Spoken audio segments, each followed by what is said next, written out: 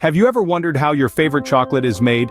It's fascinating to know that the journey of chocolate begins with a tree. Yes, a tree. The cacao tree to be precise. This tree, native to the tropical regions of Central and South America, is the starting point in the creation of our beloved chocolate. The cacao tree produces pods, and these pods, about the size of a small pineapple, house the cacao beans. These beans are the raw material for chocolate. Now there are three main types of cacao trees: Criollo, Forastero, and Trinitario. Each has its unique flavor profile and growth regions, contributing to the variety of tastes we enjoy in different chocolates. Criollo, the rarest and most prized, is native to Central America. Forastero, the most commonly cultivated, thrives in West Africa. Trinitario, a hybrid of the two, is found mainly in the Caribbean. So, it all starts with the humble cacao tree and its pods. From the tree, the cacao pods are harvested.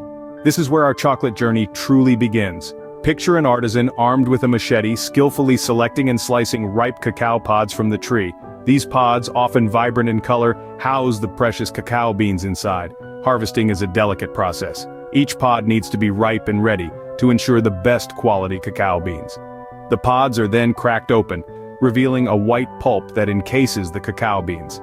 This pulp, sweet and tangy, plays a crucial role in our next step: fermentation. The cacao beans, enrobed in their pulp, are scooped out from the pod and placed into fermentation boxes.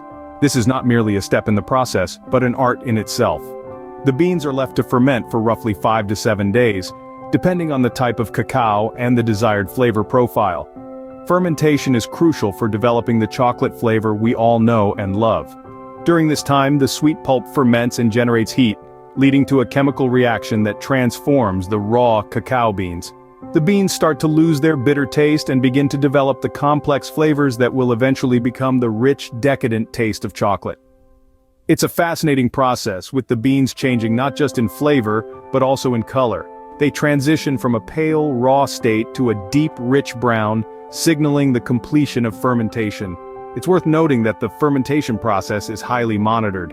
Too little fermentation, and the beans won't develop the necessary flavor. Too much, and they can spoil. It's a delicate balance that requires skill, knowledge, and a keen eye. Once the beans have been fermented to perfection, they are laid out to dry. This ends the fermentation process and sets the stage for the next phase of our chocolate journey. After fermentation, our cacao beans are ready for the next step: drying. Drying the cacao beans is as important as the fermentation process. It's here where the beans' transformation truly begins. The drying process is a careful balancing act, one that requires both time and attention to get just right. Imagine a table filled with cacao beans laid out under the tropical sun. The beans must be turned regularly to ensure an even drying. This can take up to a week depending on the weather. As the beans dry, their color changes from a vibrant red to a rich, earthy brown. They lose about half their weight in water, becoming light and crisp. The beans' sweetness intensifies during this period, as the sugars within them crystallize. But the transformation isn't over yet. The next step in their journey is roasting.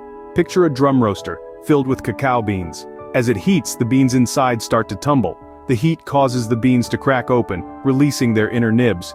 This is where the magic happens. The roasting process brings out the distinct flavors we associate with chocolate. The temperature and duration of the roast can greatly affect the final taste of the chocolate.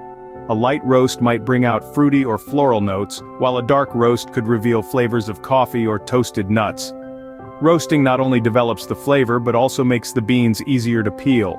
The roasted beans are cooled, and their thin shells are removed to reveal the nibs, the heart of the cacao bean, and the source of all chocolate. The art of drying and roasting cacao beans is a delicate process, one that requires a keen eye and a discerning palate.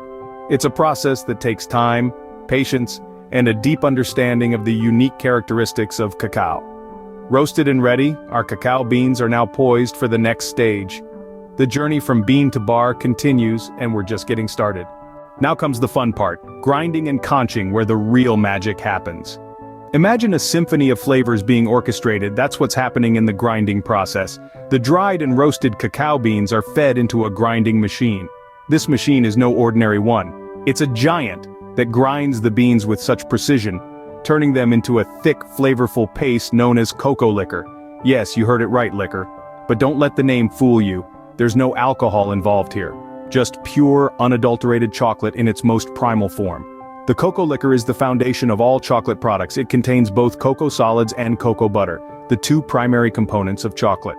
The grinding process not only transforms the beans into a paste but also generates heat. This heat is crucial as it helps in releasing the inherent flavors of the cacao beans, setting the stage for the chocolate symphony to play out. Now let's move on to the next part of the process, conching. A term that sounds more at home in a beach setting than in a chocolate factory. But believe me, it's just as exciting. Conching is a process of continuous mixing, aerating, and heating of the chocolate mass. It's like a spa treatment for our chocolate, where it's massaged and pampered to perfection. This process can take anywhere from a few hours to several days, depending on the desired flavor and texture. What happens during conching is truly magical. The friction and heat developed in the process help to reduce the size of the cocoa and sugar particles. This results in a smoother texture and better mouthfeel. It also helps to evaporate any residual moisture and unwanted volatile flavors, further refining the chocolate and developing its final flavor profile. The transformation of cacao beans into chocolate is a journey of flavor development. Each step, from grinding to conching, plays a crucial role, adding its own unique touch to the final product. After hours of conching, we're nearly there. But there's one more step before we can enjoy our chocolate.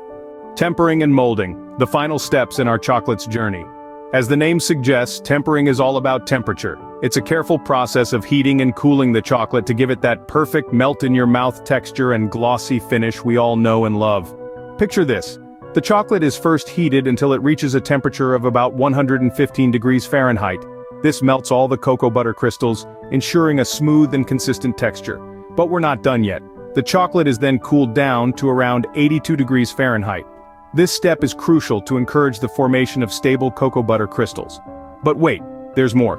The chocolate is gently reheated to about 88 to 90 degrees Fahrenheit. This ensures that any remaining unstable crystals are eliminated, leaving only the desirable ones. The result? A beautifully tempered chocolate that's ready to be molded. Now let's talk about molding. This is where our chocolate takes its final form. The tempered chocolate is poured into molds of various shapes and sizes. This could be a classic bar, a fancy praline, or a cute little chocolate bunny. The possibilities are endless. Once the chocolate is in the molds, it's left to set. This is when the magic happens. As the chocolate cools, the stable cocoa butter crystals we talked about earlier start to harden, giving the chocolate its firm structure. Finally, the molded chocolates are gently tapped out of their molds. Voila! The chocolate is now ready to be packaged and sent out into the world. Just imagine each piece of chocolate you enjoy has gone through this meticulous process. It's a labor of love, from the cocoa farmers who harvest the beans to the chocolatiers who temper and mold the chocolate. And there you have it. From tree to bar, that's how your favorite chocolate is made. So let's recap the journey of our favorite treat. It all starts at the very beginning with the humble cacao tree, where cacao pods are carefully harvested. These pods, filled with cacao beans, undergo a natural process of fermentation, allowing the rich flavors to develop. Once fermented, the beans are then dried and roasted, a step that further intensifies their distinctive chocolatey taste. The roasted beans are ground into a paste known as chocolate liquor. This paste is then refined and conched, transforming it into a silky, smooth texture. But we're not done yet.